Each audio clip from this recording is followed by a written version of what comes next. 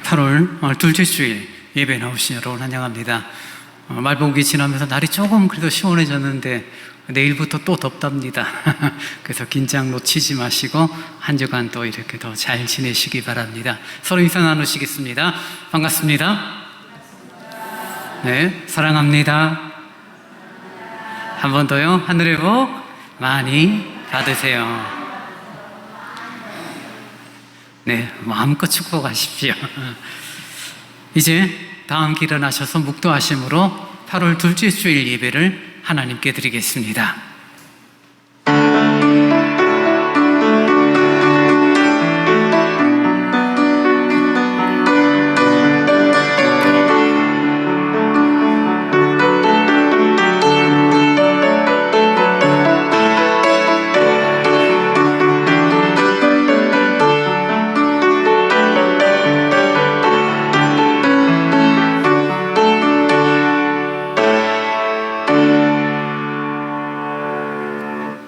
여호와께서 자기 백성에게 힘을 주시며 여호와께서 자기 백성에게 평강의 복을 주시리로다.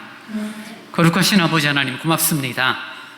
여전히 함께 하시고 이끄시는 손길 가운데 8월의 둘째 주일을 맞이합니다. 주님을 예배하는 이 귀한 시간, 영과 진리로 주를 노래하고 주를 고백하는 시간으로 인도하여 주옵소서. 예수님 이름으로 기원하옵나이다. 아멘. 다 함께 찬송 29장을 찬양하시겠습니다.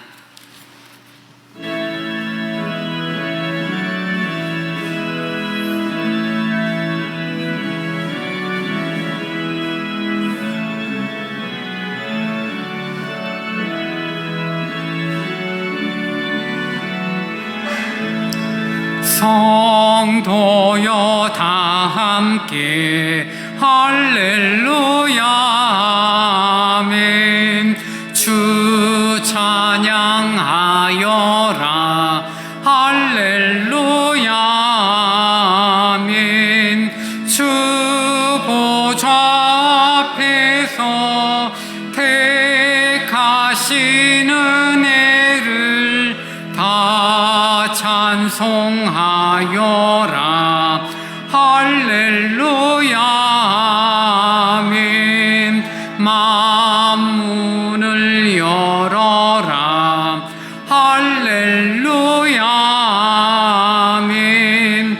온 하늘 울려라 할렐루야 아멘. 인도자 되시며 친구가 되신 주 그 사랑 끝없다 할렐루야 아멘. 주 찬양하여라 할렐루야 아멘. 찬양은 끝없다 할렐루야 아멘. 거룩한 집에서 준총 기리며 늘 찬송 부르자 할렐루야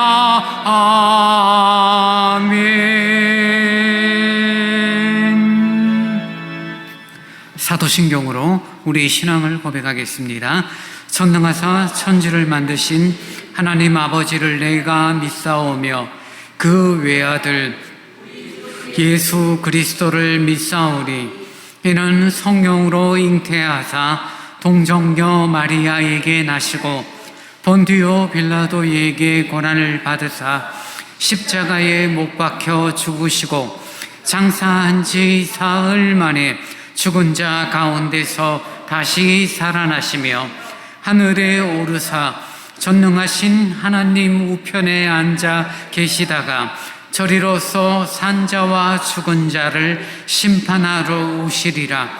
성령을 믿사오며 거룩한 공회와 성도가 서로 교통하는 것과 죄를 사하여 주시는 것과 몸이 다시 사는 것과 영원히 사는 것을 믿사옵나이다. 아멘. 성시교도 32번을 교독하시겠습니다. 여호와여, 내가 주께 피하오니 내가 영원히 수치를 당하게 하지 마소서.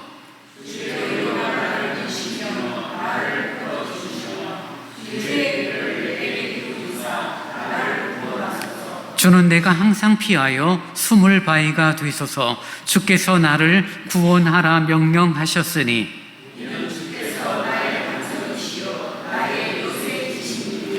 나의 하나님이여, 나를 악인의 손 곧 불의한 자와 흉악한 자의 장중에서 피하게 하소서.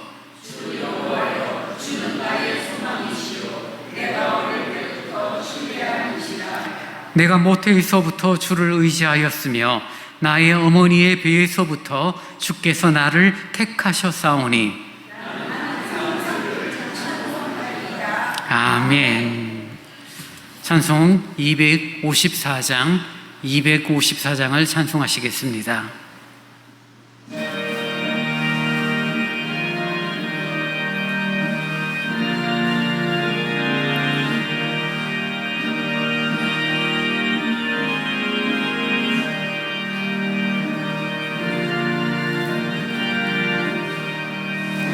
내 주의 보혈은 정하고 정하다.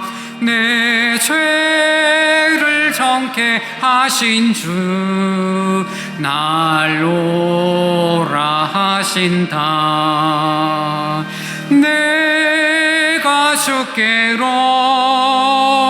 지금 가오니 십자가의 보혈로 날 씻어 주소서.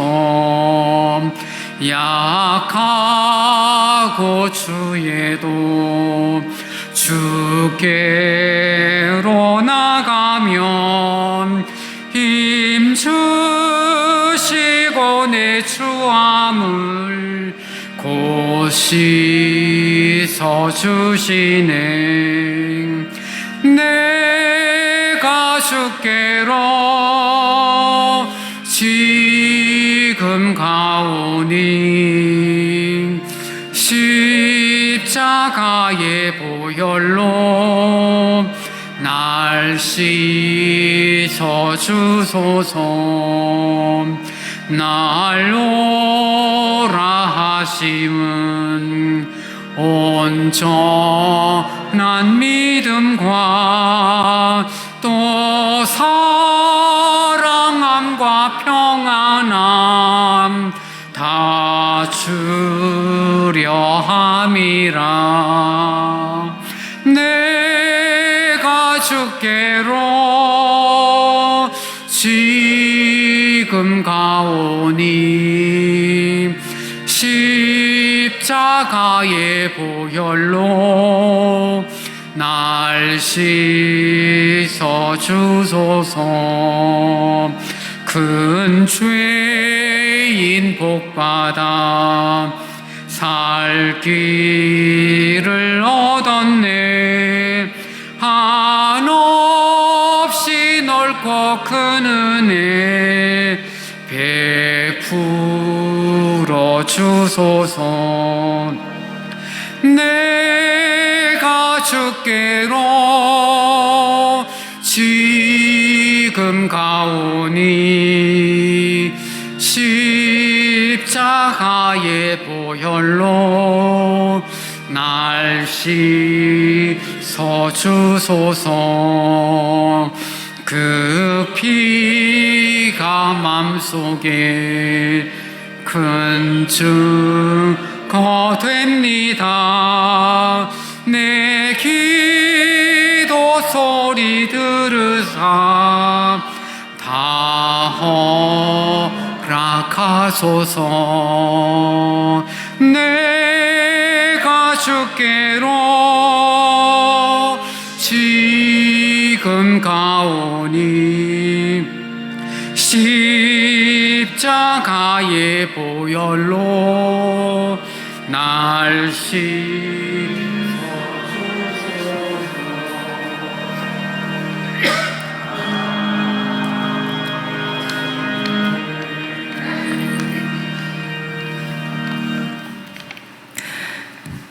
하나님 아버지, 은혜를 감사합니다.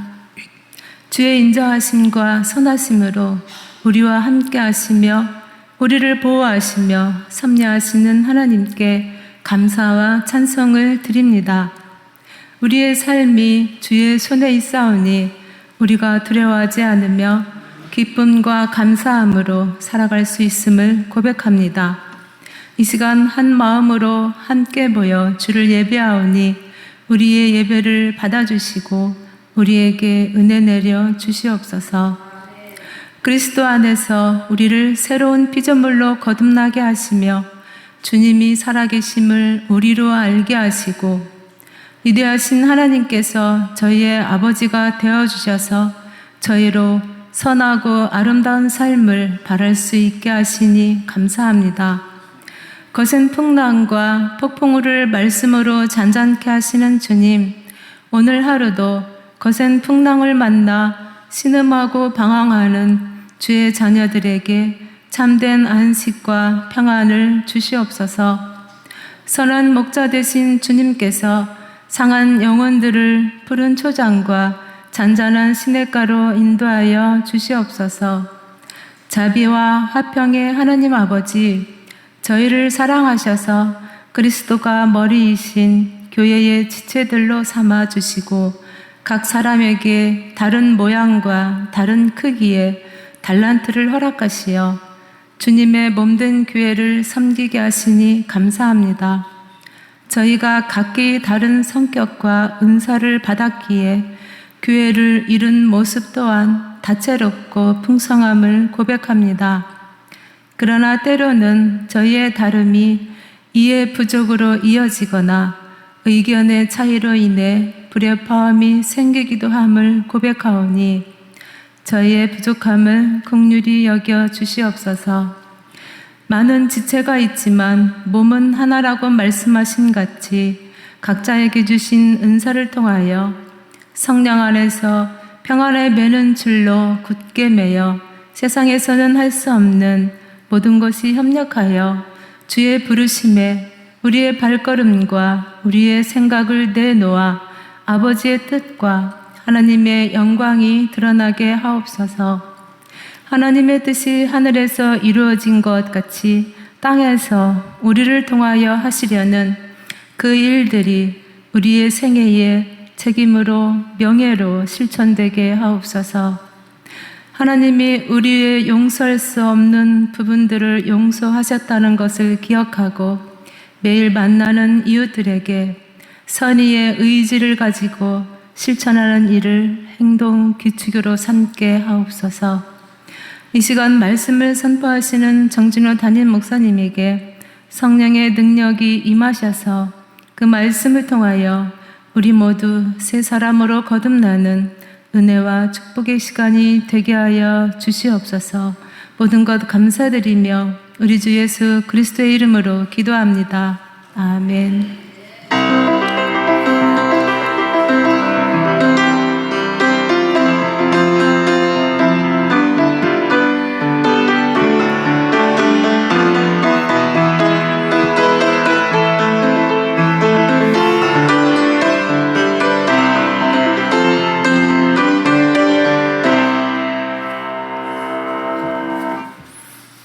이 시간 우리에게 주신 하나님의 말씀은 누가복음 13장 10절로 17절의 말씀입니다.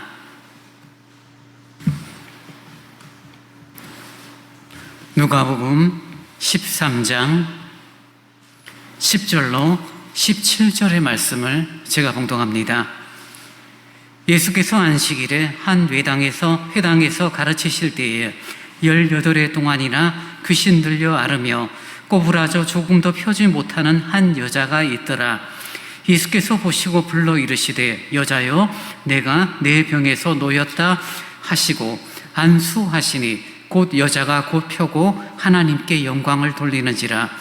회당장이 예수께서 안식일에 병 고치는 것을 분내어 무리에게 이르되 일할 날이 엿새가 있으니 그 동안에 와서 고침을 받을 것이요 안식일에는 하지 말 것이니라 하거늘 주께서 대답하여 이르시되 외식하는 자들아 너희가 각각 안식일에 자기의 소나 나귀를 외양간에서 끌어내어 이끌고 가서 물을 먹이지 아니하느냐. 그러면 18해 동안 사탄에게 매임바 된 이 아브라함의 딸을 안식일에 이 매임에서 푸는 것이 합당하지 아니하냐. 예수께서 이 말씀을 하시매 모든 반대하는 자들은 부끄러워하고 온 무리는 그가 하시는 모든 영광스러운 일을 기뻐하니라. 아멘. 교회 소식 전합니다. 저희 서울대관교회 처음 방문하신 분, 또 처음 오신 분 진심으로 사랑하고 환영합니다. 8월 무더위 가운데 있습니다.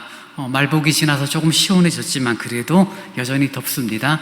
특별히 우리 어르신들 건강관리 잘 해주시기 바랍니다. 예배 전 기도회 수요 집회가 지금 정상적으로 진행되고 있고요. 30분 전에 모이는 기도회, 또 수요일 날 10시 반에 모이는 수요 집회 로마서 말씀을 나누고 있는데요. 많은 분들 함께 해주셔서 감사드리고 시간적인 또 여유가 되시는 분들도 참여 바랍니다. 지난주 광고는 아니지만 이런 말씀 드렸죠. 민생지원금 받으셨는데 한 10분의 1은 다른 사람을 위해서 좀 씁시다라고 광고 드렸는데 많은 분들이 순종해 주셨어요. 수요일 날 커피도 사시고 또 빵도 사주시고 또 오늘 더 커피를 또 들고 오신 분도 계시고 이런저런 나눔이 우리 교회 성도들 가운데 잘 나눠져서 아름다운 신앙 공동체, 믿음 공동체로 든든히 세워졌으면 좋겠습니다. 쓰고 싶은데 아직 못 쓰신 분, 아직 시간 많습니다. 편할 때, 그래 10분의 1 정도는 나눌 수 있었으면 좋겠습니다. 지난주 중간에 저녁했죠. 우리 지난 월요일날 저녁했는데 오늘 예배 참석했네요. 우리 배전 형제 잠깐 자리 일었을까요? 군복무 잘 마치고 건강한 모습으로 여러분 앞에 다시 하나님 앞에 섰습니다. 우리 박수로 환영하겠습니다. 자리에 앉으시고요. 짧은 군생활 됐죠. 예전에 30개월, 35개월 하다가 이제 18개월인데 그래도 힘든 게 군대 생활입니다. 잘 감당하게 돼서 감사드립니다. 이제 준비하신 주일헌금을 하나님께 드리겠습니다.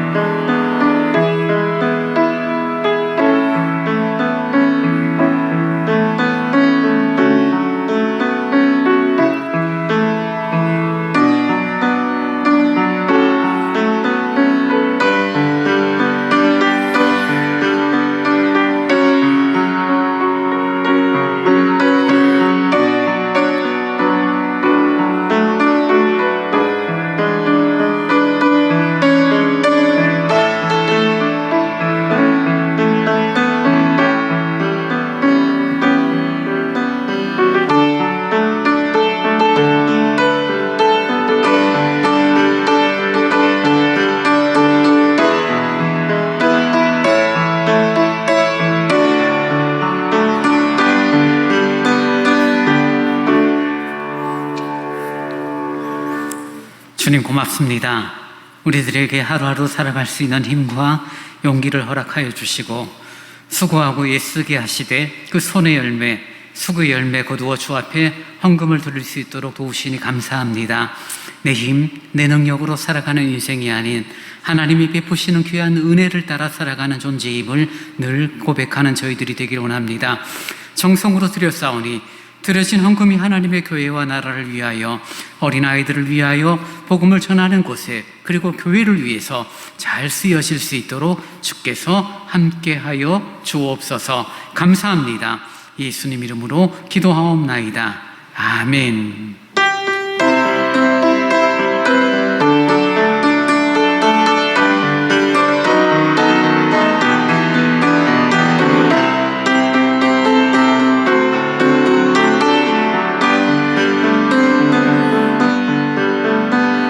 정결한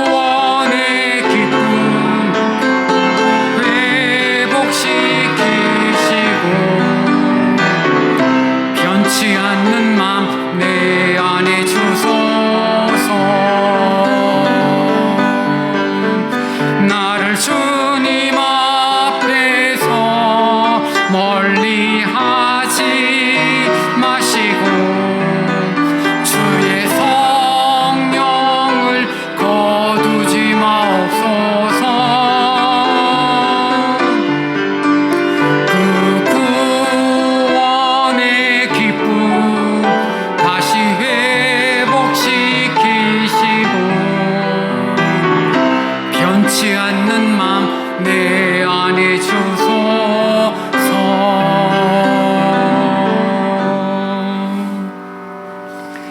주님 고맙습니다.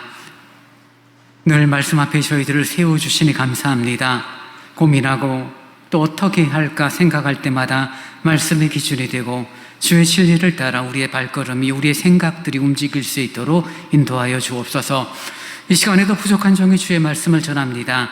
온전히 진리의 도구, 말씀의 도구로만 사용하여 주옵소서. 예수님 이름으로 기도하옵나이다. 아멘.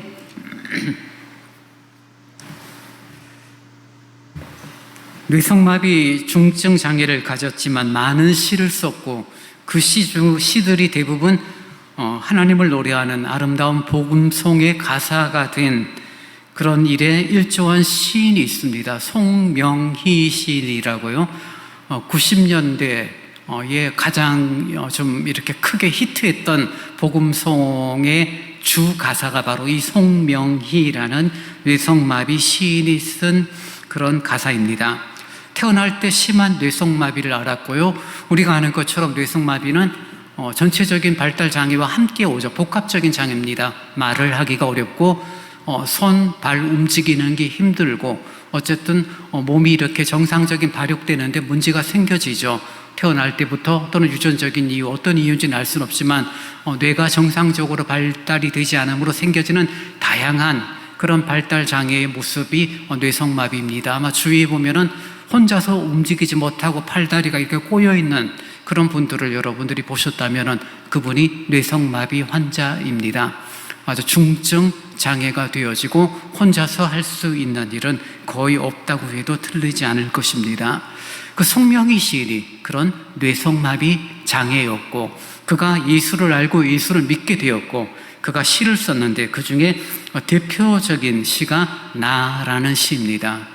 이거는 유명한 복음성가로 이어졌고 아마 여러분도 이렇게 앞에서 부르면 다 아는 노래예요. 사실 그 찬송을 한번 부르고 싶어서 우리가 가지고 있는 찬양곡집을 쭉 찾아봤는데 그 곡이 빠져 있더라고요. 그래서 다음에 한번 부를 수 있으면 좋겠다 싶었고요.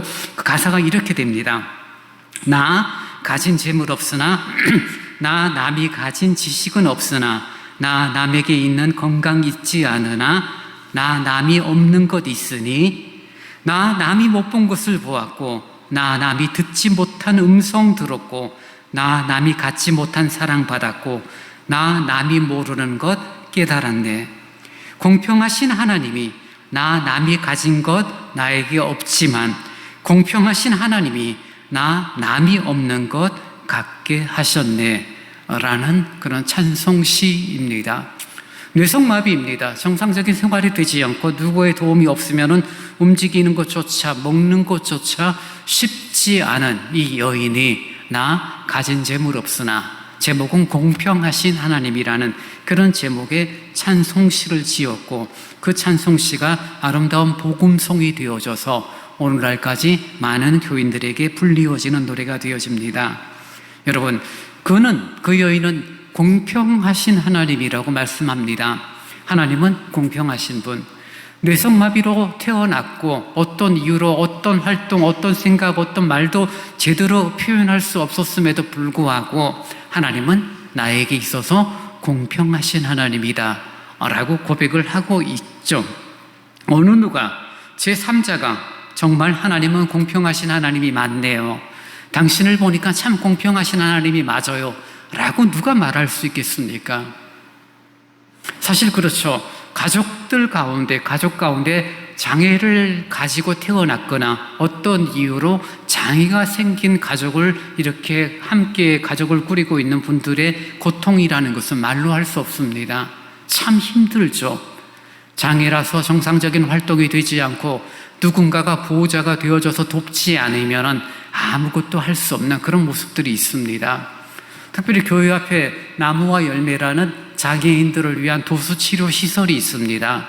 그래서 하루에 몇 번이 아니죠. 오고 가는 차들 대부분이 그 장애인들을 위한 택시를 이용하거나 자가를 통해서 오는데 대부분 장애인들 혼자서 못 움직이는 휠체어도 일반 휠체어가 아니더라고요. 이렇게 눕고 얼굴 자체를 고정하는 그런 휠체어에 아이를 안겨서 태우고 데리고 가서 도수 치료를 받고 다시 데리고 나오는 그런 모습들을 쭉 보면서 어머님들의 그런 헌신적인 모습들을 보기도 합니다. 일반적인 경우는 그렇습니다. 장애를 가지고 있는 부모님들의 어떤 얼굴 표정들은 밝은 불들이 별로 없어요. 왜냐하면은 하루 이틀 수고하고 애쓰고 한 1년 고생하면은 병에서 나음을 입겠다라는 게 아니라 언제까지요? 언제 죽을지 모르는 그때까지 계속 힘들게, 그리고 24시간 돌보아야 하고 한시라도 눈을 떼면 어떤 사고가 날지 알 수 없으니 긴장해야 되다 보니 얼굴 표정들이 참 어두워요. 얼굴에 그런 참 긴장과 늘 수심이 가득한 모습들을 그들의 모습을 통해서 봅니다. 그런데 한 아주머니, 다른 교회 권사님이세요. 늘 반갑게 인사하고 늘 웃으면서 인사하고 꼭 만나면 저한테 커피 한 잔 사주세요. 아유, 목사님 차 대게 해주셔서 교회 앞에 차를 잠깐 댈 수 있도록 제가 대세요. 여기는 주차 단속 없으니까 대셔도 됩니다. 그랬더니 늘 고맙다고 커피를 한 잔씩 주시는 권사님이 계신데 늘 웃는 거예요. 그러니까 제가 궁금하잖아요. 아니, 권사님 참 이렇게 힘든 자녀 때문에 이렇게 매 일주일에 2번, 3번 오셔서 그렇게 하시는데 늘 웃는 모습만 제가 보게 되는데 솔직히 좀 힘들지 않으세요? 그랬더니 힘든 건 맞지만 감사하대요. 내가 움직일 수 있고 내가 내 아이를 안을 수 있고 그리고 적절한 비용을 쓸 수 있는 경제력을 가지고 있으니 하나님 앞에 감사로 생활할 수밖에 없지 않을까요? 하면서 늘 웃어요. 그래서 이분들이 믿음과 신앙이, 삶의 가치가 참 대단하구나, 이런 생각을 해봅니다. 시간이 많이 지나서 대한민국을 살아가는 오늘날의 장애인들은 그래도 이렇게 사람들로부터 또는 지자체로부터 지원을 받고 혜택을 보죠. 근데 오늘 본문에 나오는 한 여인의 모습을 여러분, 성경은 이렇게 말하고 있죠. 18해 동안이나 귀신 들려 앓으며 꼬부라져 조금도 펴지 못하는 한 여자라고 성경은 설명하고 있습니다. 2000년 전이에요. 장애인에 대한 성경의 어떤 가르침은 존중이죠. 한 생명과 귀함임에도 불구하고 사람들의 태도, 사람들의 마음은 어떤 마음들입니까? 장애를 가지거나 정상적이지 않다라고 판단되면 함부로 대하고 그 사람을 손가락질하고, 어린아이들은 괜히 돌을 던져서 그 사람을 해꾸지하는 그런 모습들, 우리나라도 60년대, 70년대에 살았던 사람들의 머릿속에 있잖아요. 동네에 탈이 없거나 다리를 다친 사람이 지나가면 다 피하거나 욕하거나, 친구 가운데 그런 아이들이 있으면 정말 함부로 대했던 그런 장애인을 대하는 왜곡된 태도들이 있었는데, 하물며 당시만 해도 오죽했겠습니까? 그것도 몇 년요? 18해 동안. 거의 그녀가 살았던 나이가 몇 살인지는 알 수는 없지만 적지 않은 시간, 삶의 대부분을 힘들게 살았던 한 여인. 보기만 해도 불쌍해 보이고 오랫동안 그런 모습으로 살았으니 힘들 뿐더러 단지 몸이 꼬부라지고 펴지 못하는 상태뿐만이 아니라 성경은 더 명확하게 말하고 있죠. 귀신 들려 앓고 있었다라고 말하니 그 눈빛이나 하는 행동들이 일반 사람들이 가까이 하거나 사람들과 더불어 함께 생활하기에는 적절치 않은 그런 모습을 가진 한 여자다라고 말할 수 있습니다. 여러분, 18해, 18년이라는 시간을 여러분 어떻게 생각하시는지 모르지만 올해가 2025년이에요. 18해 전으로 돌아가면 2007년입니다. 2007년이면 여기 계신 분들 흰머리가 없을 때죠. 까만 머리에 정말 날아다니는 그런 젊음을 유지했던 그런 시대 아니겠습니까? 자그만치 그 18해 동안 이 여인은 귀신이 들렸었고 몸이 꼬부라져서 힘들게 생활을 했고, 그런 생활의 모습은 사람들로부터 손가락질을 당하고 그리고 원치 않는 격리의 생활이 되어졌음임을 우리는 알 수 있습니다. 어떤 사람은 그렇게 말했을 거예요. 저 여인이 귀신 들리고 저렇게 몸이 꼬부러진 이유는 하나님의 저주를 받은 것이다 라고 쉽게 말들을 했을 것입니다. 저리 가라 이리 가라 돌을 던지기도 있었고 혹은 부모가 죄를 지었기 때문에 저 사람이 무언가 하나님 앞에 악을 행했기 때문에 벌을 받은 거다라는 그런 표현들을 서슴지 않고 그 앞에서 했을 것이죠. 왜냐하면 성경에서 죄와 병의 관계는 조금 연관되어 있는 모습으로 설명을 하고 있었으니까요. 당시만 해도요. 그러니 무언가 숨겨진 죄가 있었고 그 죄로 말미암아 저 여인이 18해 동안 저런 고통을 가지고 있다라고 말할 수 있을 것입니다. 근데 이 여인이 어디를 가도 놀림을 당하고 어디를 가도 사람들이 환영하지 않는 이 여인이 예수님께서 안식일에 한 회당에서 가르치실 때에 한자리에 함께 참여하고 있는 모습을 보게 됩니다. 허리를 펴지도 못하고 구부리고 살던 이 여자가 이 시간에 회당에 온 이유는 하나겠죠. 뭐 사람들로부터 존중을 받거나 맛있는 음식을 나누어 먹기 위해서 온 것이 아니라 예수를 통하여서 말씀을 듣기를 원했던 이 여인의 마음 태도는 우리가 충분히 이해할 수 있을 것입니다. 꼬부라진 몸을 가지고 움직이기도 쉽지 않았고 힘들고 불편한 시간, 누군가 도움을 어떻게 얻어서 회당까지 온 이 여인, 이유는 하나죠. 수치스러움과 고통스러운 시간들은 다 접어버리고 오로지 주님의 말씀을 듣기 위함이라는 것을 성경 전체를 통하여 우리는 확인하게 됩니다.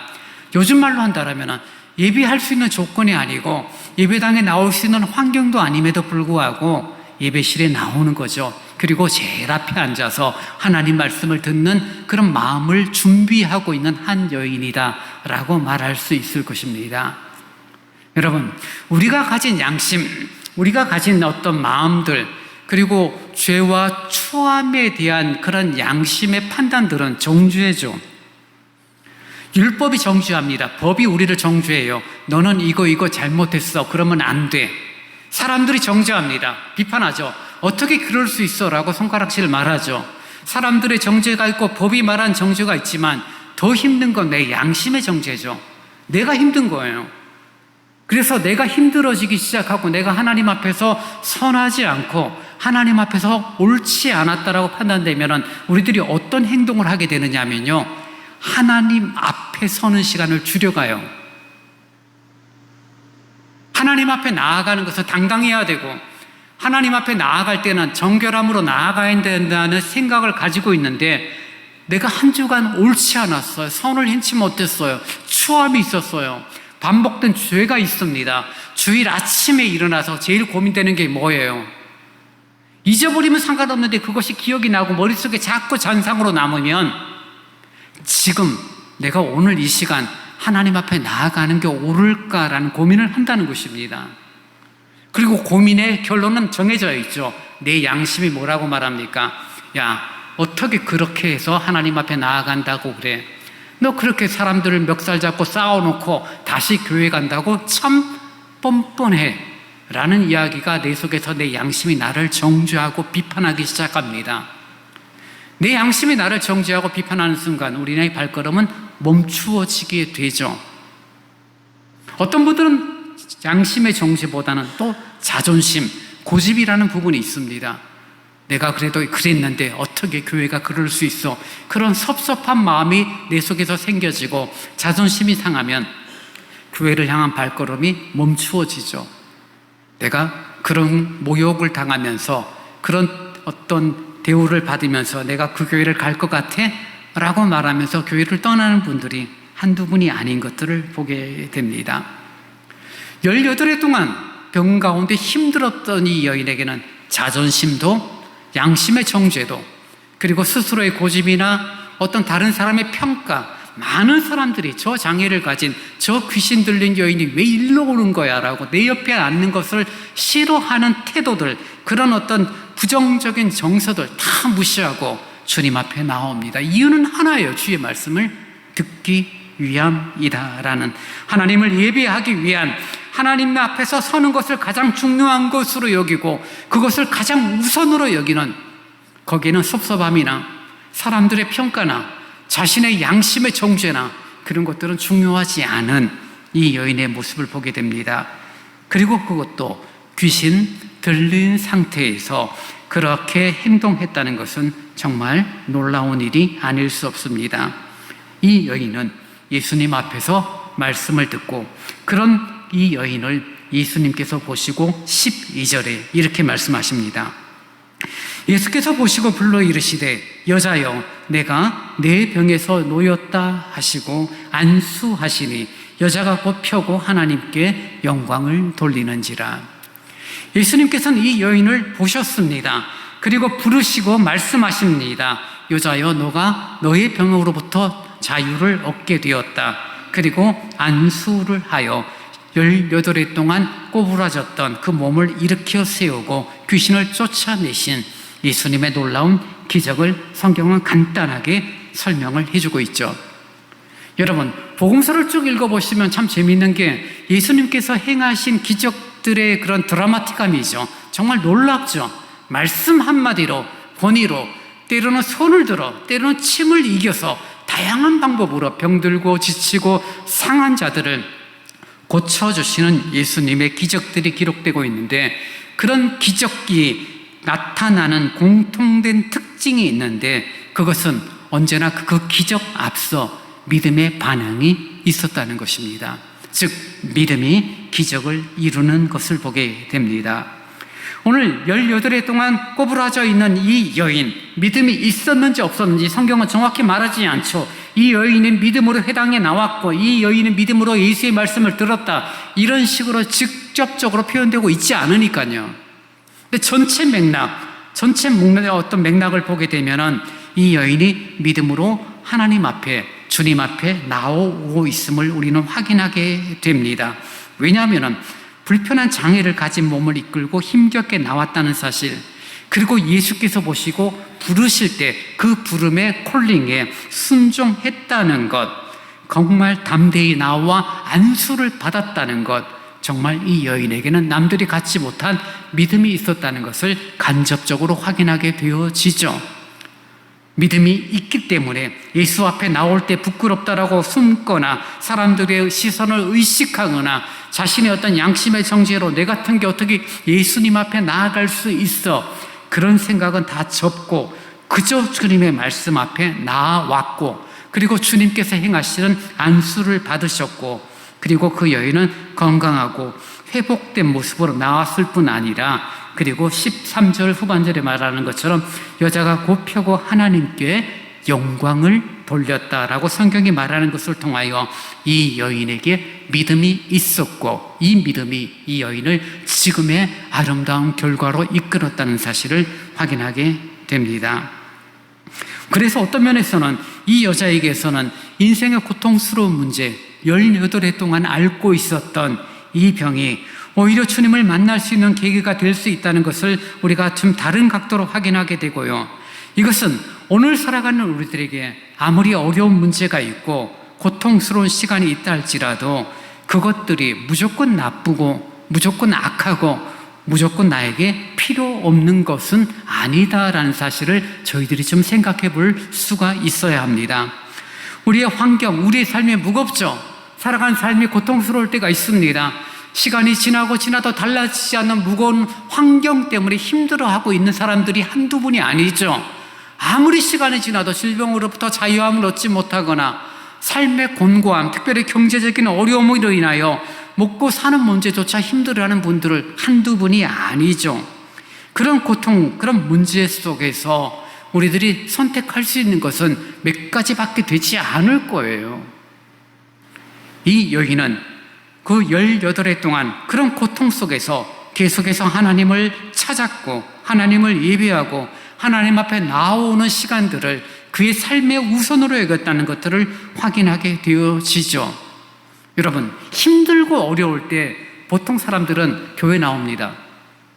힘들고 어려울 때 교회 나와서 지푸라기 잡는 심정으로 하나님 나를 좀 도와주세요, 그런 마음을 갖습니다. 근데 하나님이 도와주시면 괜찮은데 때로는 하나님이 침묵하시거든요. 그러니까 한두 번 나오다가 실망하고 교회를 떠나죠. 다시는 나오지 않습니다. 힘들고 어려울 때 누구라도 마음에 종교심이 생기고 힘들고 어려울 때 우리들이 펼치는 작은 손길은 그들에게 큰 힘이 되고 용기를 주는 것은 당연하지만, 그러나 반복이 되어지고 그 반복되어지는 시간이 길어지게 되면 그때는 또 달라져요. 힘들었는데 하나님 앞에 나아가 예배하고 찬송을 부르며 힘과 용기를 얻었습니다. 그런 간증들을 듣지만 그거는 정말 힘들고 어려울 때의 간증이 아니죠.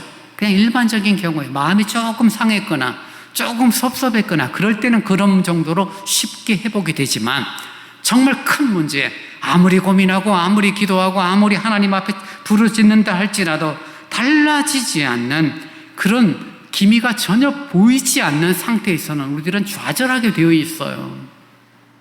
한 1년은 할지 몰라요.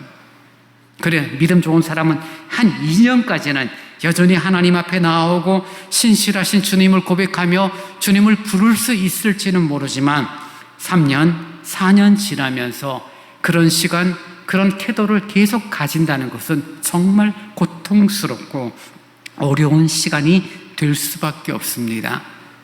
문제가 있을 때 기도하지 않는 분들은 없을 것입니다. 그럼에도 기도의 응답과 기도의 열매를 얻지 못하는 이유가 무엇이에요? 했거든요. 내가요. 해봤거든요. 기도를 했습니다. 은혜를 구했습니다. 하나님의 도움을 청했어요.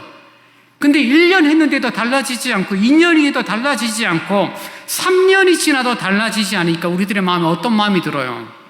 하나님에 대한 존재에 대한 의심이 생겨지고, 이런 에너지, 이런 시간으로 차라리 내가 다르게 해결하는 게 낫지라는 생각 가운데 포기하는 경우들이 참 많죠. 그래서 작은 일들에 대해서는 우리들이 감내하지만 큰 일이 길게 이어질 때 우리는 끝까지 견디거나 끝까지 버티는 모습들을 힘들어하게 되어지고 결국 우리는 실망하고 포기하는 그런 경우가 많습니다.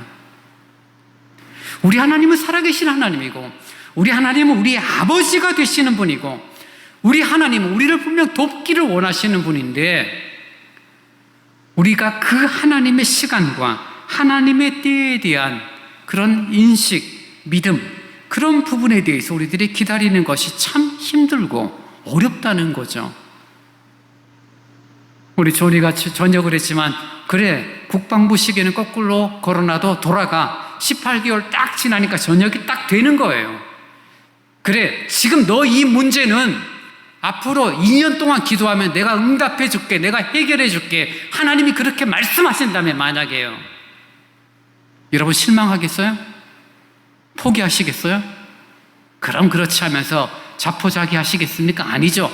2년 동안 참는 거예요. 버티는 거죠. 왜요? 하나님이 내게 2년 후에 분명히 회복을 약속해 주셨으니까요. 근데 하나님이 그렇게 하시는 하나님이라면 좋은데, 하나님의 때, 하나님의 시간은 인간의 때, 인간의 시간과는 전혀 다르다는 것들을 우리들이 성경을 통해서 보게 되니, 하나님의 침묵의 시간이 길어지고 하나님의 도우시는 손길이 길어지게 될 때 우리는 낙심하게 되고, 나의 기도에 아무런 응답도 하지 않을 때 여전히 하나님의 신실하심을 믿고 있음에도 불구하고 여전히 하나님 앞에 나아가는 그 시간의 무의미함이 느껴지게 되면, 그때는 우리들의 마음이, 우리들의 생각이 조금씩 달라지고 하나님 앞에 나아가는 시간들을 포기하고 줄어드는 그런 안타까움의 모습들이 있죠. 그런 분들에 대해서 권사님 믿음 없어서 그래요, 집사님 정신 차리세요, 그렇게 말할 수 없죠. 왜요? 누구라도 하루 이틀이 아닌 긴 시간의 문제들이 해결되지 않는 그런 상황을 두고 고민하고, 그런 상황을 두고 마음 상해하는 것은 너무나도 당연한 부분이기 때문입니다. 당사자인 내가 그런 문제에 처한다라면 정말 어떻게 할 것인지 고민 조금만 생각을 하게 되면 함부로 다른 사람의 믿음 없음 또는 신앙 없음을 판단하거나 정죄할 수 없죠. 오늘 본문에 나오는 여인은 하나님 앞에 나오는 시간이 얼마만큼이었는지는 알 수는 없지만 적어도 18해 동안 고통 가운데 있었던 시간 가운데 반복적으로 하나님을 찾고 회당에 나오고 사람들의 손가락질과 사람들의 비아냥거리는 소리를 들으면서도 꾸준히 주님 앞에 설 수 있었던 여인임을 우리는 보게 됩니다. 여러분, 믿음의 생활을 하면서 우리들이 가져야 되는 태도가 무엇입니까? 보이지 않는 하나님, 응답하시지 않는 하나님, 때론 역사하지 않는 것처럼 보이는 하나님, 그럼에도 불구하고 조금의 시간이 지나서 뒤를 돌아보면 내 살았던 삶의 길 그때마다 정말 말할 수 없는 은혜를 베풀어 주셨고 능력의 손으로 붙들어 주셨다는 것을 확인하게 되지만 앞으로 가야 되는 미래에 대한 부분들은 우리 눈에 선명히 보이지 않거든요. 그래서 어떤 분들은 그렇게 표현을 합니다. 정말 훌륭한 믿음은, 훌륭한 신앙은 잘 버티는 사람이다. 잘 버틴 사람이 훌륭한 믿음, 훌륭한 신앙을 가진 사람이다 라고 말합니다. 훌륭한 신앙을 가진 사람이 잘 버티는 게 아니라 그래도 힘들었는데, 마음이 상했는데, 이 교회 떠날 이유는 충분했는데 그럼에도 불구하고 하나님 주신 마음을 생각하면서 버틴 그 사람이 훌륭한 믿음을 가진 사람이다, 이런 논리죠. 훌륭한 믿음이 있었기 때문에 그 사람이 잘 버틴 게 아니라 잘 버틴 그 사람이 훌륭한 믿음이다 라고 말할 수 있다라는 거죠. 18해 동안 고통 가운데 살던 이 여인은 주님을 만나고 주님으로부터 안수를 받게 되고 고침을 받고 그리고 하나님께 영광을 돌립니다. 얼마나 귀한 일이었을까요? 많은 사람들이 박수를 치고 할렐루야를 연호하며 기뻐했을 것입니다. 근데 그 자리에 전혀 다른 생각을 가진 사람이 있었습니다. 14절 말씀을 보시기 바랍니다. 회당장이 예수께서 안식일에 병 고치는 것을 분내어 무리에게 이르되 일할 날이 엿새가 있으니 그 동안에 와서 고침을 받을 것이요 안식일에는 하지 말 것이니라 하거늘. 이 회당장은 율법을 근거로 하여 예수를 비판하고 사람들에게 말을 합니다. 이 여자가 치유받은 것, 좋은 일이고 기뻐하는 일이라는 사실에 대해서는 생각지 않고 싫어하고 화를 내고 짜증을 내는 이유가 무엇이냐면 안식일에 이 일이 진행되었으면 율법을 어긴 것이다 라는 이런 일이 여기서 지금 이 시간, 특별히 내가 회당장으로 있는 이곳에서 이런 일이 생겨진 것에 대하여 그 일은 용납할 수 없죠. 하나님이 주신 계명 제4계명을 어긴 것이다 라고 생각을 하고 그는 화를 드러내고 있습니다. 이 회당장의 말은 틀린 말이 아니죠. 10계명에 안식일을 거룩히 여기라고 말하고 있고 그 안식일에는 쉼이라는 시간들에 대한 부분들, 일에 대한 부분들을 명확하게 규정짓고 있고 후에 바리새인들은 많은 그런 세부 규칙들을 만들어서 안식일에 입을 수 있는 옷의 종류, 안식일에 가지고 있어야 되는 돈의 액수, 안식일에 걸을 수 있다면 얼마만큼 걷는 건 가능하지만 그 이상은 되지 않아, 그런 규정들을 다 만들어 놓을 만큼 안식일을 하나님 앞에서 거룩하게 지키고 쉬는 시간으로 잘 지켜야 된다라고 생각했던 이 회당장의 입장에서는 18해 동안 병고침 가음을 소망하였고 귀신으로 힘들어했고 정상적인 생활을 하지 못했던 이 여인의 고통과 이 여인의 문제에 대해서는 관심을 두고 있지 않는 거죠. 얼마나 아이러니해요. 하나님 말씀을 사랑하고 하나님 말씀을 잘 지킨다는 사람이 하나님 앞에서 고통을 당하는 사람은 쳐다보지도 않는 거예요. 관심이 없는 거예요. 야, 이 여인이 자그마치 18해 동안 힘들게 살았는데 예수로 말미암아 고침을 받았네. 놀라운 일이야. 이게 첫 번째 생각이고, 두 번째, 그럼 하필 이 일이 안식일에 된다고 이걸 어떡하지? 이게 일반적인 사람 아닐까요? 근데 이 회당장의 마음은 오로지 안식일을 어긴 예수에 대한 정죄, 그리고 그 일에 대하여 박수치고 신나하는 많은 사람들, 너희들 율법도 모르고 하나님 말씀도 모르는 사람들 아니야? 왜 이런 엉뚱한 짓을 하는 거야? 라는 태도를 갖고 있는 이 회당장의 모습을 보게 됩니다. 여러분, 십계명은 성경에 두 군데 나오죠. 출애굽기 20장에 이스라엘 백성들을 모세가 이끌고 하나님의 약속의 땅으로 가는 과정의 시내산에서 십계명을 받습니다. 그리고 그 십계명의 두 돌판을 귀히 여기며 하나님과 함께하는 이스라엘 백성들이죠. 그리고 다시 한번 나오는데 신명기 5장에 모세가 이제 이스라엘 백성들 40년 광야 생활을 돌아보면서 출애굽 2세대들에게 하나님이 이런 말씀을 우리에게 주셨어라는 것들을 다시 한번 설명하는 고별 설교 가운데 그 내용이 조금 더 구체적으로 기록이 되어 있습니다. 근데 그 신명기 5장에서 이 모세가 고별 설교하면서 제4계명인 안식일에 대한 규례를 조금 더 확대해서 설명을 하는데요. 하나님의 안식일의 주인이 되시고 그때는 자식이나 아들이나 딸이나 남종이나 여종이나 소나 낙이나 모든 육축이나 나그네라도 아무 일도 하지 말고 함께 안식하라 라고 모세는 말합니다. 그리고 너만 쉬지 말고 너의 집에 있는 가족들, 종들, 동물까지도 다 쉬게 하라라고 이 모세는 명령을 해요. 그래서 안식일은 하나님을 예배하는 시간뿐만이 아니라 모든 삶이 멈추는 것들이죠. 지금 하나님께서 모세에게 신명기 5장에서 출애굽기 20장에서 십계명을 주시는 상황들을 조금만 이해하면은 우리는 이해가 됩니다. 왜냐하면은 이스라엘 백성들이 출애굽 전에 애굽 땅에서 했던 생활들은 노예예요. 여러분, 노예는 시간이 있습니까 없습니까? 자기 시간이 없죠. 주인이 시키는 대로 해요. 노예는 주 5일 근무입니까? 토요일하고 주일은 쉬는 날인가요? 아니죠. 노예에게는 말 그대로 밥 먹는 시간이 쉬는 시간이고 잠자는 시간이 쉬는 시간이고 주인의 명령이 없는 시간이 잠깐 쉬는 시간이지 늘 일을 해야 되는 게 노예 종의 특징입니다. 근데 하나님께서 안식일을 계명을 통하여 정해주시고 그리고 지금 이스라엘 백성들에게 너희들이 노예로 고생했고 이제 내가 너희를 이끌어냈는데 너희들이 이끌어내면서 한 날을 정하여 안식일로 정하고 그 날을 쉼을 통하여서 너희를 노예로 고생하는 데서 구출해 주신 하나님의 은혜를 너희들이 잊지 말아라, 기억해라 라는 의미로 안식일을 제정하셨고 그날에 쉬라고 말씀하신 것입니다.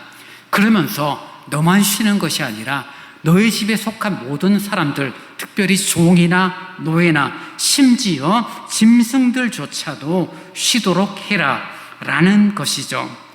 그래서 하나님이 정하신 안식일의 핵심 정신은 무조건 일을 하지 않는 것이 목적이 아니라 노예로 고통 가운데 살아갔던 인생들이 하나님께서 우리를 사랑하셨고 그 하나님의 사랑으로 이웃을 사랑하고 내 가족들을 사랑하고 내 종들을 사랑하고 심지어 내가 데리고 있는 짐승들조차 쉼을 통하여 다시금 힘을 얻게 하는 그 역할을 하기 위한 것이 바로 안식일이죠.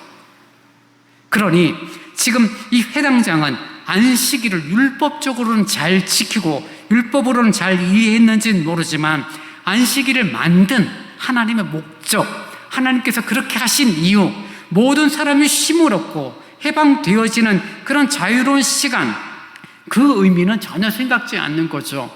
그리고 예수께서 이 병든 여인을 고치시는 걸 보면서 분개합니다.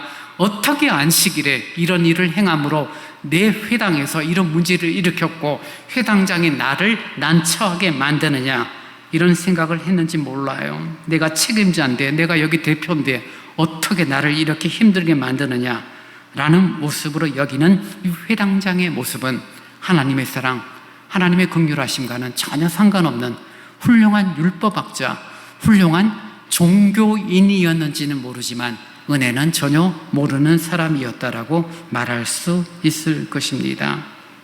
여자가 낳은 것, 그 놀라운 이적을 행하신 예수님이 누구신지 전혀 관심 없고 자신의 권위와 자신의 명예가 침해되었고 자기 자존심이 상하고 자기가 믿는 신앙이 모독을 당했다는 사실 때문에 화를 내는 이 회당장, 철저한 자기 논리, 자기 율법에 자기 신앙에 빠져있는 모습들이죠.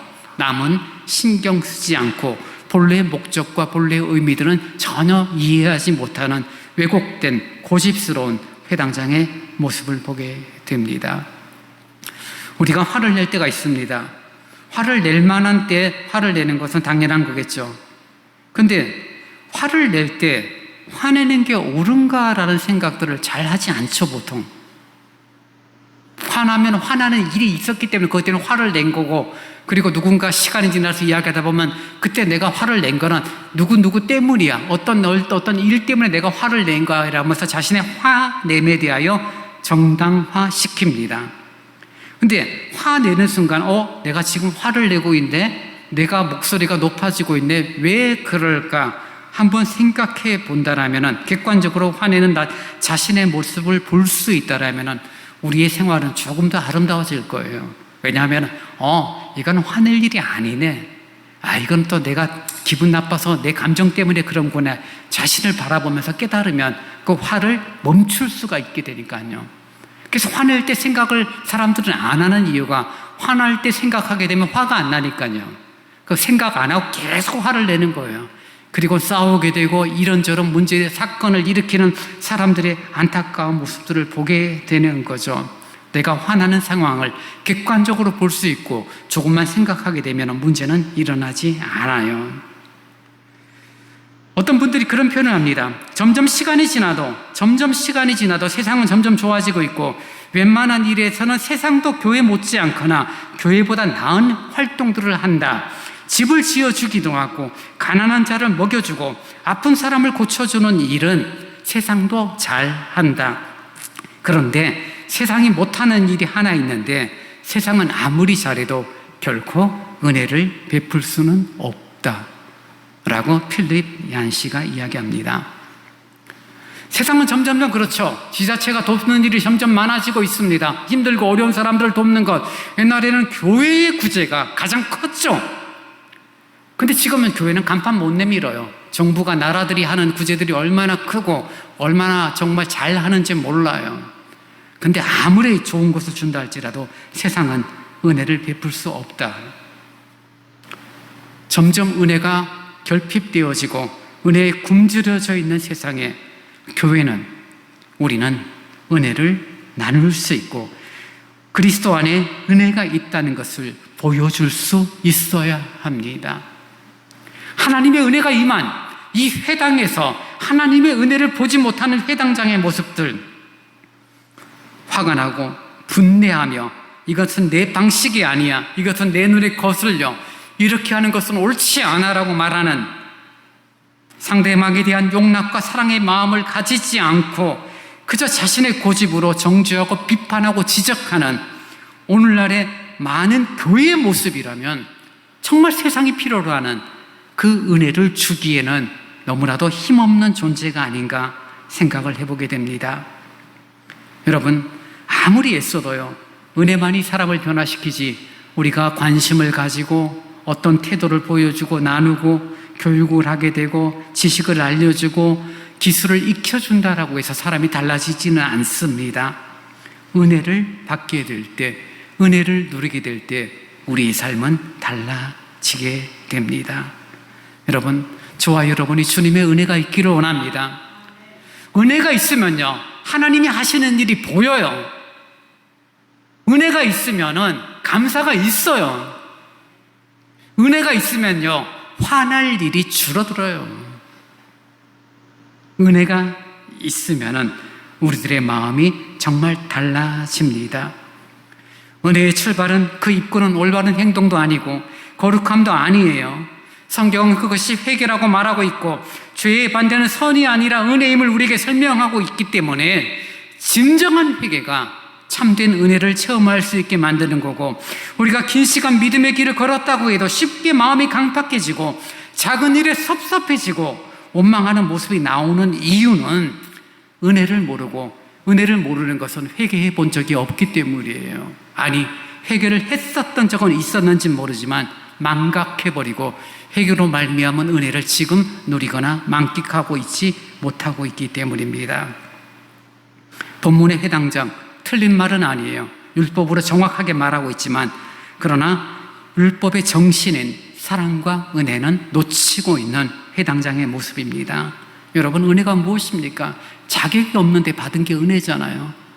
그만한 대가를 내가 받을 만한 행동을 하지 않았음에도 불구하고 누려지는 것이 은혜입니다. 선물로 주어진 것이 은혜죠. 그 은혜로 저와 여러분이 살아가고 있고, 율법으로는 18해 동안이나 치유하지 못했던 이 여인을 예수 그리스도는 은혜를 베푸사 그 여인을 치유하게 하셨고, 주님의 은혜는 한순간에 치유의 놀라운 사건이 되어졌고, 그 은혜는 하나님께 영광이 되어지는 결과를 이끌어 가게 됩니다. 여러분, 이 은혜가 필요치 없는 사람은 아무도 없어요. 아무리 믿음 생활 잘하고 또는 아무리 마음이 강팍해도 주님의 은혜는 필요합니다. 저와 여러분은 필요합니다. 이 놀라운 은혜가 우리 가운데 있어 그 은혜로 삶을 살아갈 때 우리들의 태도들, 우리들의 얼굴 표정들, 우리들의 마음들은 더 넉넉해지고 하나님이 하신 일을 기뻐하고 감사로 영광 돌리는 아름다움이 있게 될 줄 믿습니다.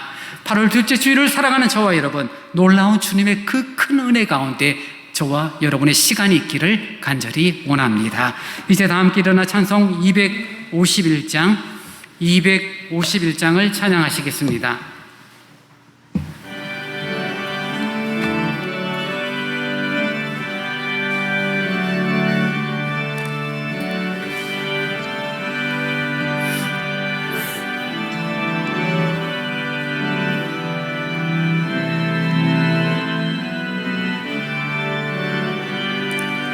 놀랍다 주님의 큰 은혜, 우리의 죄를 속하시려 갈보리 십자가 위에서 어린 양 보혈을 흘렸네.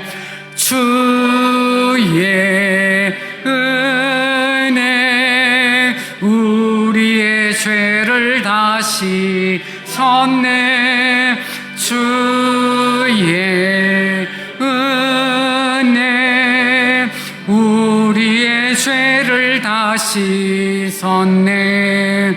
죄악은 성난 파도같이 우리 영혼을 위협하나 헤아릴 수 없는 주 은혜, 십자가에서 보이셨네. 주의 은혜, 우리의 죄를 다시 섰네. 주의 은혜, 우리의 죄를 다시 섰네. 죄악에 물든 영혼들을 주께서 피로 씻으시네. 지금도 흐르는 그 피에 눈보다 더 희게 씻으라. 주의 은혜, 우리의 죄를 다시 섰네. 주의 은혜, 우리의 죄를 다시 섰네. 피할 수 없는 그 은혜를 믿는 자에게 거저 주네. 형제여, 주 앞에 나와서 더 지체 말고 곧 쉬어들라. 주의 은혜, 우리의 죄를 다시 섰네. 주의 은혜, 우리의 죄를 다시 섰네.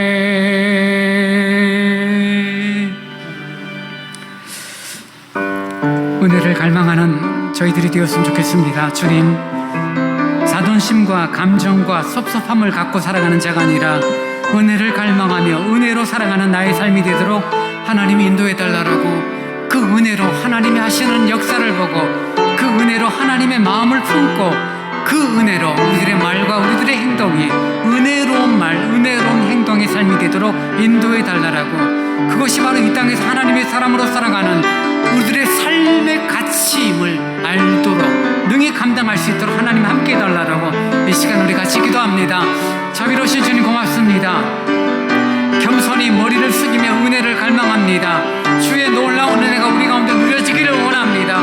내 가치, 내 기준, 내 자존심을 따라 교회 생활하는 자가 되지 말게 하시고 은혜를 따라 행동하는 자들이 되어지기를 간절히 원합니다. 은혜로운 말들을 나누는 자들이 되어지기를 원합니다. 은혜로운 삶, 은혜로운 생활들이 이루어지기를 원합니다. 하나님이 하시는 놀라운 일들을 은혜로 볼 수 있는 저희들의 시선, 저희들의 안목이 있기를 간절히 원합니다. 그래서 정말 주의 역사를 따라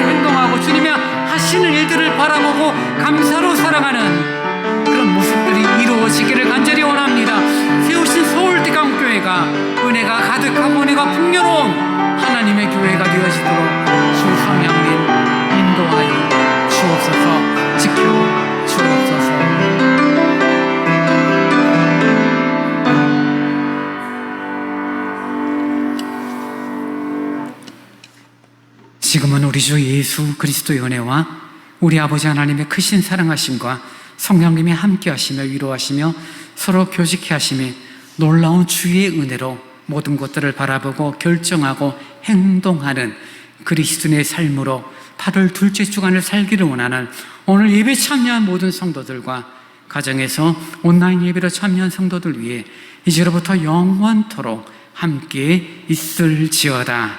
아멘.